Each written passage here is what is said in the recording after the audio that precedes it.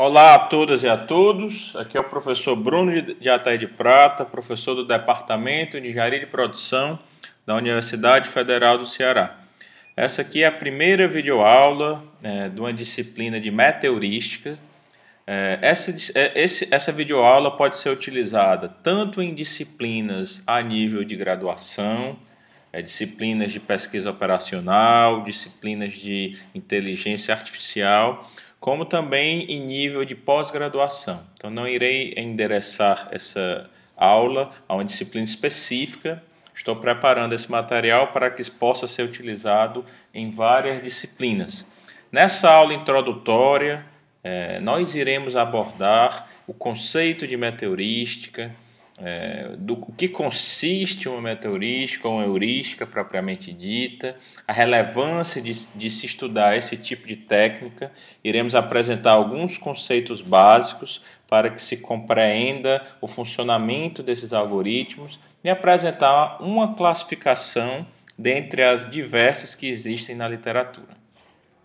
Esse é o sumário da nossa aula. Em um primeiro momento, iremos apresentar uma introdução com aspectos gerais acerca da temática abordada. Em seguida, vamos apresentar conceitos básicos que podem ser utilizados para a compreensão do funcionamento de todos esses algoritmos que nós iremos apresentar na classificação. Todos não, existem dezenas ou centenas de meteorísticas. Iremos apresentar uma dentre as diversas classificações existentes e exemplificar diversos algoritmos que são encontrados na literatura. Por fim, algumas conclusões e a indicação de referências bibliográficas que deram suporte à elaboração desse material didático. Então, problemas de otimização eles são recorrentes no meio científico, bem como na indústria, seja na produção ou seja na prestação de serviços. Então, em um laboratório, um cientista de física, de matemática, de biologia, de química, de ciências agrárias, de psicologia, de economia, de engenharia, ele pode precisar, em um determinado experimento, achar o melhor valor possível dentro de um conjunto de soluções. Isso é que é otimizar. A otimização, a grosso modo, é a obtenção do melhor valor possível dentro de um conjunto de candidatos. E na indústria isso também é de grande valia. Imagine que existe um processo produtivo e nós desejamos minimizar os custos, minimizar o tempo, maximizar o lucro, maximizar o conforto. Então existem diversas possibilidades e nós devemos escolher a melhor possível, né? Ou então algo próximo disso. Sempre que possível, deve-se buscar solucionar um problema de otimização empregando um método exato. Um método é dito exato se ele consegue constatar, provar matematicamente que aquela solução que foi retornada pelo método é a solução ótima global. Isto é, a melhor solução possível dentre todas as soluções num conjunto de soluções viáveis para o problema. Então, o primeiro passo para resolver qualquer problema é tentar modelá-lo matematicamente, executá-lo em algum software resolvedor, ou se for o caso, implementar um algoritmo exato para a resolução e avaliar se é possível obter a solução ótima, né? Ótimo global, melhor solução possível. Geralmente, alguns problemas nós conseguimos isso, como por exemplo, problema de programação linear de pequeno, médio e até de grande porte. Então, existem resolvedores, existe um algoritmo, diversos algoritmos, como pontos interiores ou simplex, que conseguem retornar essas soluções para diversos problemas do mundo real. Então, e existem diversos problemas que existem algoritmos já constatados na literatura que conseguem prover soluções ótimas com prova de otimalidade, como por exemplo, problema do caminho mínimo, existem os algoritmos de Dijkstra e de Floyd para resolver esse problema. O problema de árvore geradora mínima, existe o algoritmo de Kruskal. O problema de transporte, existem os algoritmos húngaros. Então, ou o algoritmo de leilão. Então, existem algoritmos para diversos problemas que já se provou que eles retornam a solução ótima. Então, se você pode utilizar um método exato, se você pode usar um algoritmo com prova de otimalidade em tempo polinomial, então, para que usar um outro procedimento? Entretanto, problemas de otimização combinatória, como problemas de otimização não linear também, geralmente são de difícil resolução. Existe grande parte dos problemas do mundo real, da engenharia, são problemas ditos NP difícil. Uma definição a grosso modo é que com o crescimento linear no tamanho do problema, o espaço de soluções viáveis para esse problema cresce de maneira exponencial. Então, por exemplo, nós podemos ter um problema em que, se nós tivermos n variáveis, ele vai ter 2 elevado a n soluções possíveis, ou n fatoriais soluções possíveis. Nesse contexto, existe uma explosão do espaço de busca, e os métodos exatos eles se tornam muitas vezes proibitivos.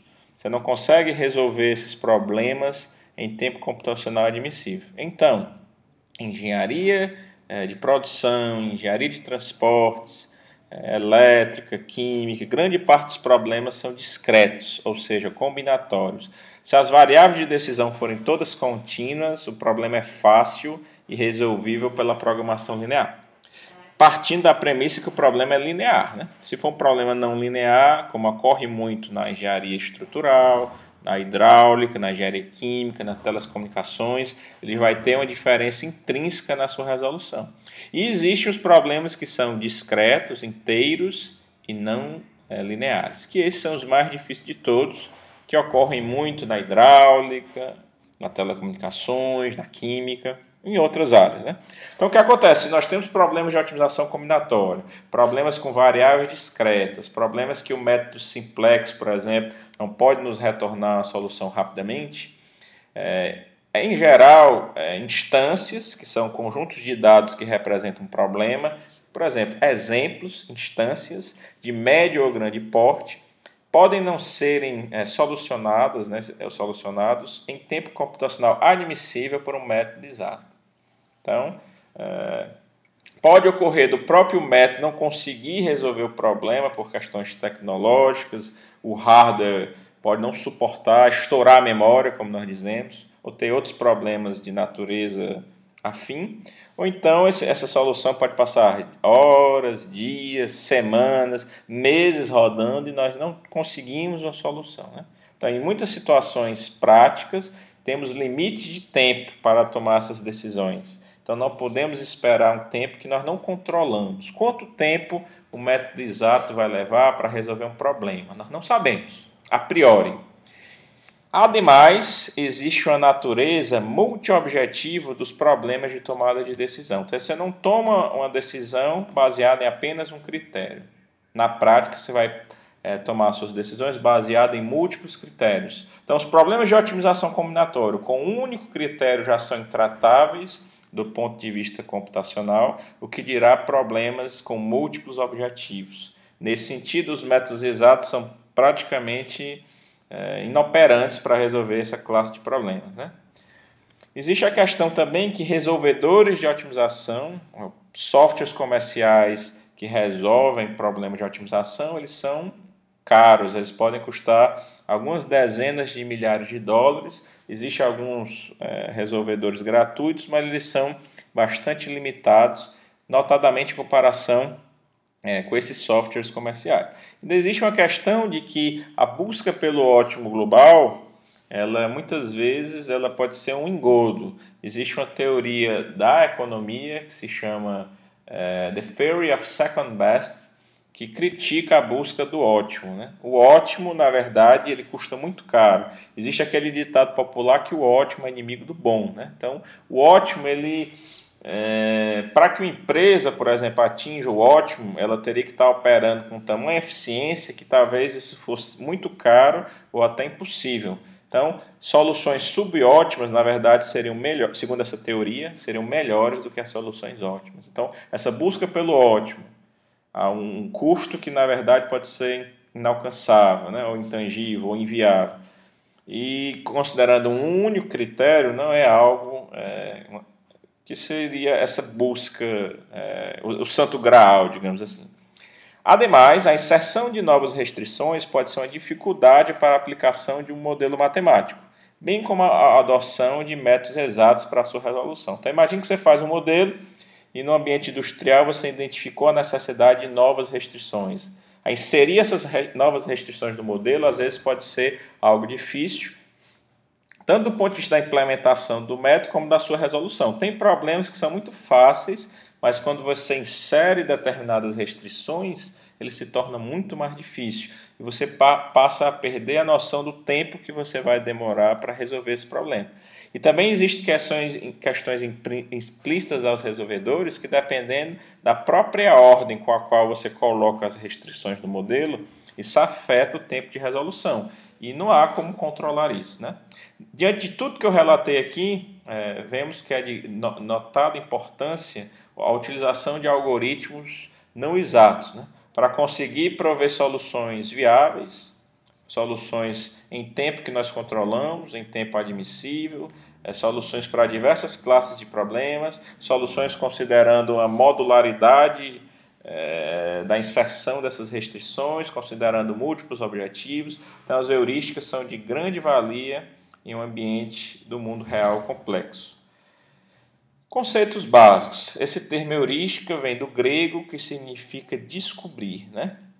Conforme Giger Renser, 2011, as heurísticas são processos cognitivos empregados em decisões não racionais, sendo definidas como estratégias que ignoram parte da informação com o objetivo de tornar a escolha mais fácil e rápida. Então, digamos, por exemplo, que você vai em um supermercado e você queira comprar um determinado produto. Você vai poder...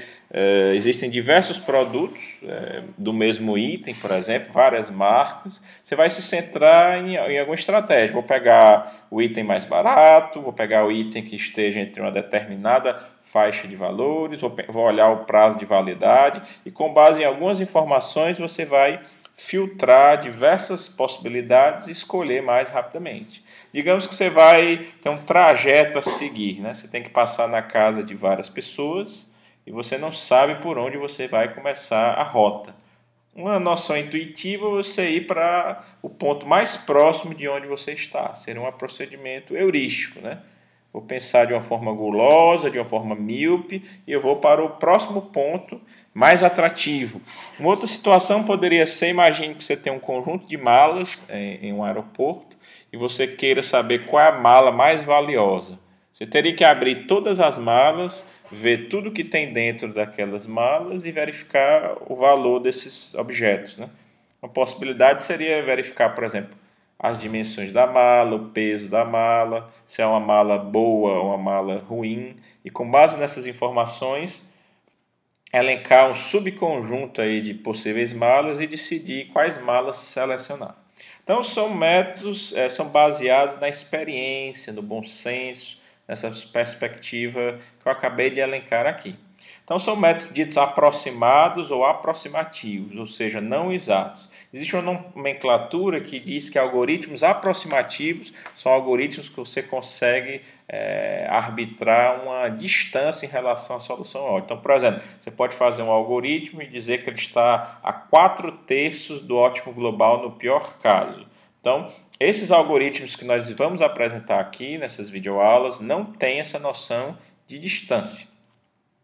Segundo Goldbach e outros, 2016, espera-se que, em muitos casos, as heurísticas alcancem os valores ótimos da solução de problemas NP árduos ou mais complexos, especialmente nas ocasiões em que partem de uma solução próxima do valor ótimo. Então, a gente espera, mas não pode garantir.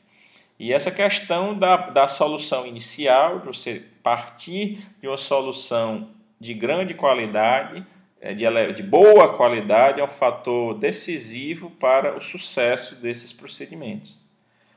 Algumas definições. Segundo Bloom e Holly, 2003, uma meta-heurística é um conjunto de conceitos os quais podem ser usados para definir métodos heurísticos que podem ser aplicados a uma ampla gama de diferentes problemas. Então, você faz um algoritmo heurístico ou meteorístico, uma meteorística, perdão, por exemplo, um algoritmo genético. Esse algoritmo genético você resolve um problema, por exemplo, de sequenciamento da produção, você pode utilizar com pequenas modificações para um problema de rotas. Um algoritmo que você utiliza para localizar facilidades, indústrias, você pode utilizar com algumas adaptações para um problema de programação de tripulantes. Então, assim, são algoritmos que são modulares, de alto nível. Com essas adaptações, se aplica a ampla gama de diferentes problemas, né?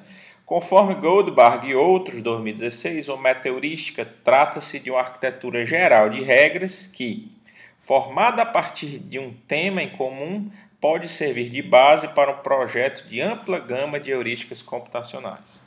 Então, são algoritmos aí de alto nível que controlam, que dominam algoritmos de baixo nível. Por exemplo, uma meteorística é um algoritmo modular que pode ser aplicado em diferentes problemas de otimização com poucas modificações a serem realizadas na adaptação ao problema específico. Então, você cria aquela codificação, aqueles operadores básicos. Se o problema tiver a mesma codificação, você pode aproveitar grande parte do algoritmo em problemas distintos, o que é uma grande vantagem desse tipo de técnica. Conforme Reeves e Beasley, 95, uma heurística é uma técnica que pesquisa boas soluções, ou seja, próximas do ótimo, com um custo computacional razoável, sem estar apta a garantir a otimalidade ou a distância à otimalidade de uma dada solução. Então, se você roda uma heurística ou uma meteorística, um dado número de iterações, ou então um limite de tempo, você não tem como saber se aquela solução é a ótima ou está a 10% do ótimo. Essa seria talvez a grande desvantagem das meteorísticas, aliado à quantidade de parâmetros que muitas vezes é requerida em um algoritmo dessa natureza. Segundo Goldbach e outros, 2016, uma heurística é uma técnica computacional aproximativa que visa alcançar uma solução avaliada como aceitável para um dado problema que pode ser representado em um computador, utilizando um esforço computacional que pode ser considerado aceitável, sendo capaz de garantir em determinadas condições a viabilidade ou a otimalidade da solução encontrada.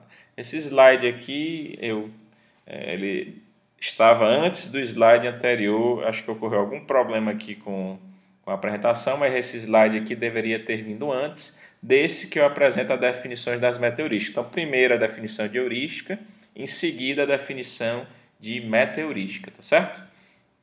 Então, é uma questão interessante. Nós temos um problema de otimização, o ótimo global é a melhor solução possível. No caso de um problema de minimização, seria o menor valor possível da função objetivo para todas as soluções viáveis do problema. Então, nós temos limites inferiores, lower bounds. Eles podem ser obtidos por meio de relaxações. Então, quando eu relaxo a integralidade das variáveis de decisão e considero variáveis como contínuas, eu transformo aquele problema de otimização inteiro em um problema linear. Então, uma solução de um problema linear, por exemplo, seria um limite inferior para um problema de otimização inteira. Então, seria uma ideia interessante fazer esse teste para ter uma noção de distância. Se o valor da solução inteira for próximo da relaxação linear, quer dizer que aquela formulação é interessante. O problema, em tese, espere-se que ele seja fácil de ser resolvido. Se a distância é grande em relação à relaxação linear, reflete uma maior dificuldade do problema. Nós temos limites superiores, né? Soluções, por exemplo, utilizadas por heurísticas, em que vão dar valores superiores ao ótimo global. Então, as relaxações ou outros métodos para obter limites inferiores dão soluções que são inferiores ao ótimo, e as heurísticas vão dar soluções que estão superiores. Se existir uma situação em que o upper bound, o limite superior, e o lower bound, o limite inferior, sejam iguais, em um dado procedimento, seria a prova da otimalidade daquela solução. Outro conceito importante é o conceito de ótimo local e ótimo global no espaço de busca. Então, pensando em um problema de otimização multimodal, onde você tem vários vales e várias cristas, um ótimo local seria um desses vales. E o ótimo global seria o melhor de todos esses vales. Então, o ótimo global, ao mesmo tempo, ele é ótimo local, pois ele é a menor solução dentro desses vales, e o ótimo global, melhor de todos os ótimos locais. Então, fugir de ótimos locais, escapar de ótimos locais é uma das características desejáveis para uma meta heurística. Então, problemas de otimização, NP difíceis, vão ter várias vales como esse. E muitas vezes o algoritmo ele pode ficar preso num desses vales e não conseguir escapar. Então, tem duas características interessantes para uma meta heurística. Seria a diversificação, que é a competência que esse algoritmo vai ter para explorar diferentes regiões do espaço de busca. E a outra componente, que é a intensificação, que é a qualidade do algoritmo de conseguir se aprofundar em uma determinada região desse espaço e investigar com maior precisão. Então, é como exatamente a prospecção de petróleo. Você tem a exploração, achar um determinado local onde possa vir ter um campo de petróleo, um poço de petróleo, e a explotação, que é você prospectar, colocar a sonda e aprofundar aquela busca pelo petróleo. É uma analogia muito interessante nesse contexto. Então, nós temos alguns conceitos interessantes, que é o conceito de vizinhança. Em um primeiro momento, nós temos que saber codificar o problema de otimização. Ou seja, como representar esse problema? Por meio de uma matriz de números inteiros, por meio de um vetor de números inteiros, por meio de uma permutação, por meio de um vetor de números binários, existem várias possibilidades. A codificação desempenha um papel fundamental para a qualidade das soluções geradas pelo algoritmo, para a compreensão acerca dessas soluções e para a eficiência dos métodos de resolução.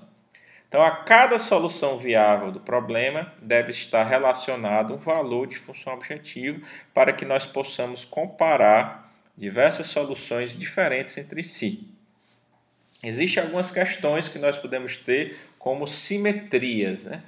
Problemas, soluções diferentes que têm o mesmo valor da função objetiva. Então, identificar essas simetrias, identificar essas possibilidades, reduzir o espaço de busca são competências cruciais para uma meta heurística.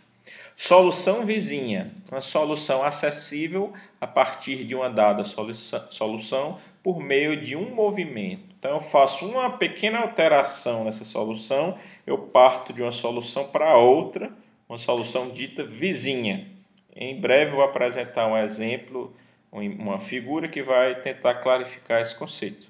Perturbação seria uma alteração em uma dada solução para que se visite outra região do espaço de busca. Então, no movimento eu faço apenas uma troca.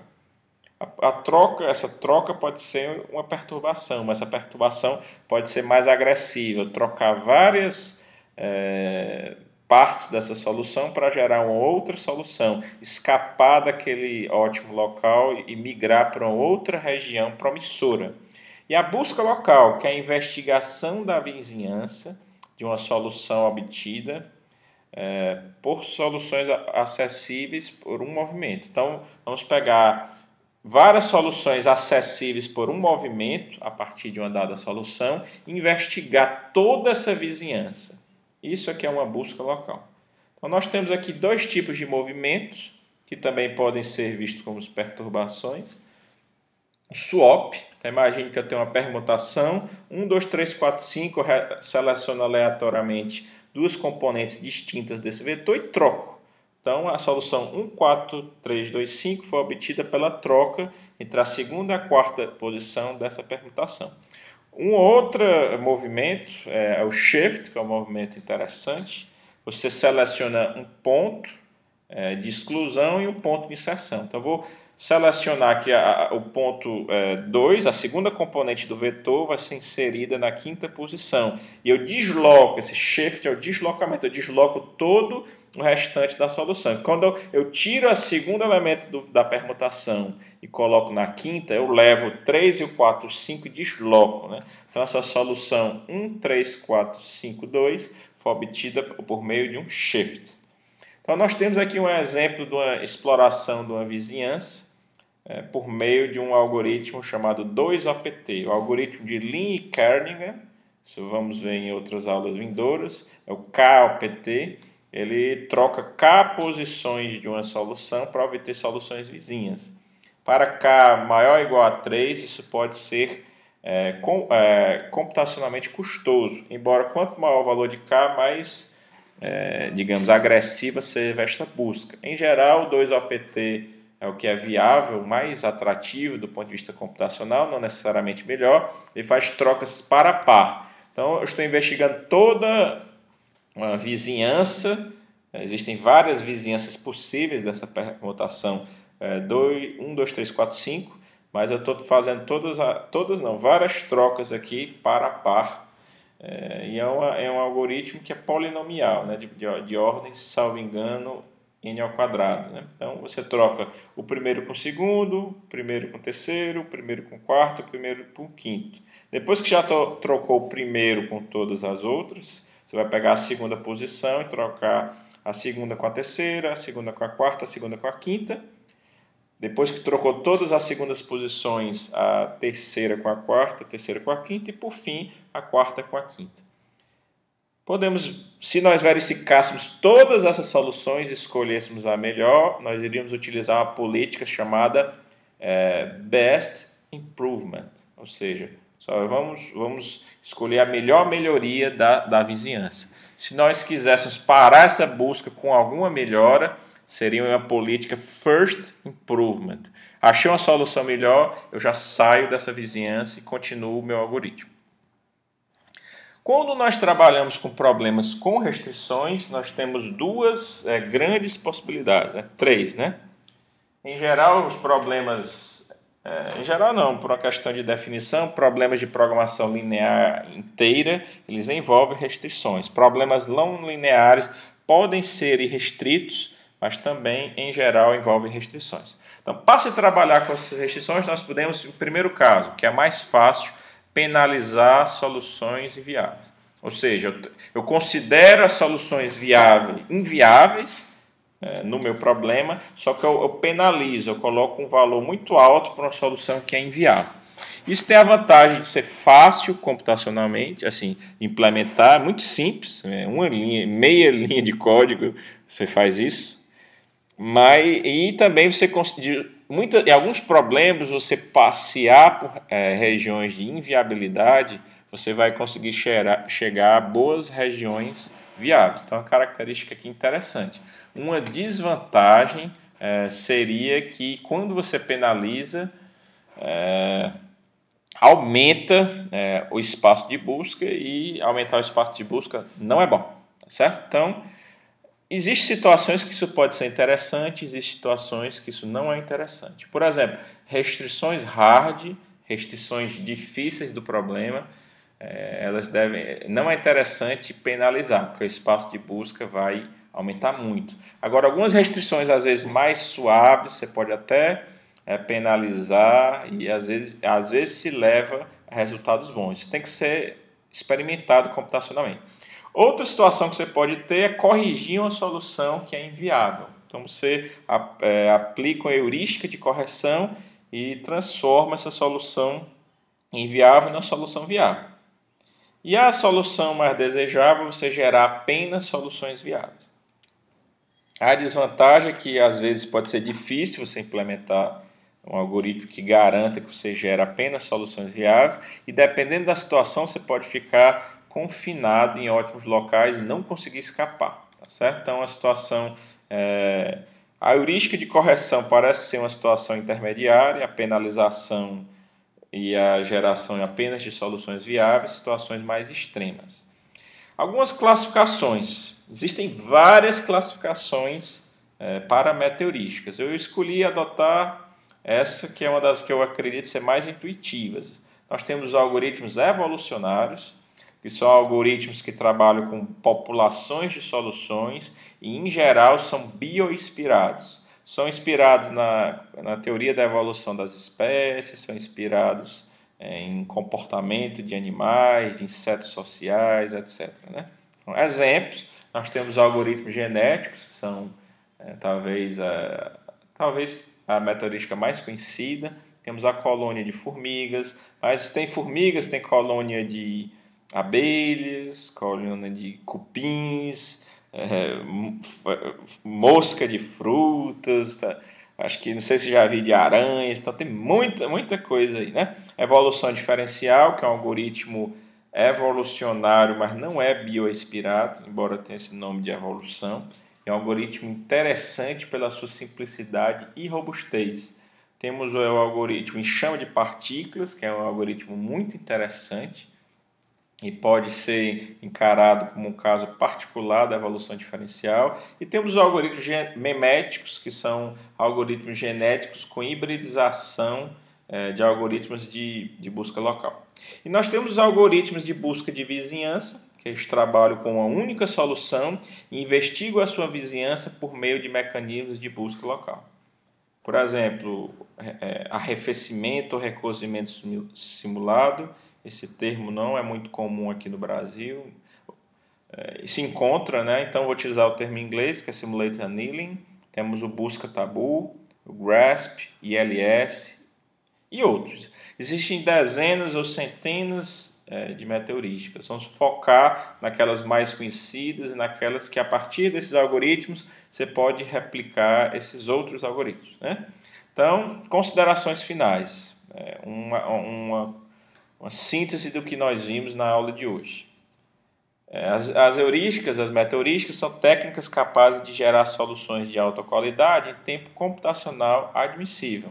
Entretanto, não existe garantia de otimalidade da solução encontrada, bem como noção de distância da solução obtida em relação ao ótimo global. Existem exceções. Caso nós trabalhemos com heurística lagrangiana ou com MIP heuristics, que são algoritmos que nós vamos ver também nesse nosso curso, nós podemos chegar até algumas medidas, mas isso é em geral, né? Existe um trade-off entre uma relação de perda e ganho entre diversificação e intensificação. Se eu diversifico demais, eu vou perder em aprofundar. Se eu me aprofundo demais, eu perco a diversificação. Então, a meteorística ela deve ter um balanço bem equilibrado entre essas duas características. Uma das questões das meteorísticas é que elas possuem diversos parâmetros. E dependendo de como esses parâmetros são escolhidos, pode ocorrer uma diferenciação substancial na qualidade das soluções, assim como no tempo de retorno dessas soluções. Então, cada vez mais é de grande importância utilizar procedimentos para calibrar, né? Testes estatísticos, como, por exemplo, delineamento experimental para fazer esse ajuste. Classificação usual. Sim, existem também heurísticas que são ditas reativas, que elas tentam ajustar esses parâmetros de forma automática. Embora existe até uma meteorística que se chama Reactive Search. Embora para ter um algoritmo reativo, muitas vezes nós temos que ter parâmetros para não ter parâmetros. Parece até um paradoxo, né? Então, a classificação mais usual, que eu estou adotando aqui nesse curso, é algoritmos evolucionários e algoritmos de busca de vizinhança. Então, doravante no nosso curso, vamos ver alguns desses algoritmos evolucionários e alguns algoritmos de busca de vizinhança. Como bibliografia, que deu suporte à elaboração dessa aula, temos o artigo do Bloom e Hall, um clássico. Esse aqui do Guy Gerenzer, onde eu tirei apenas a definição de heurística no ambiente de tomada de decisão, um artigo de psicologia. Esse livro em português, que é o Goldberg et al., 2016, um livro interessante. O livro do Reeves, que é um clássico. E o Taube, que é um livro aí, não é muito conhecido, mas eu acho um livro interessante. Agradeço a atenção de todas e de todos e até a próxima oportunidade.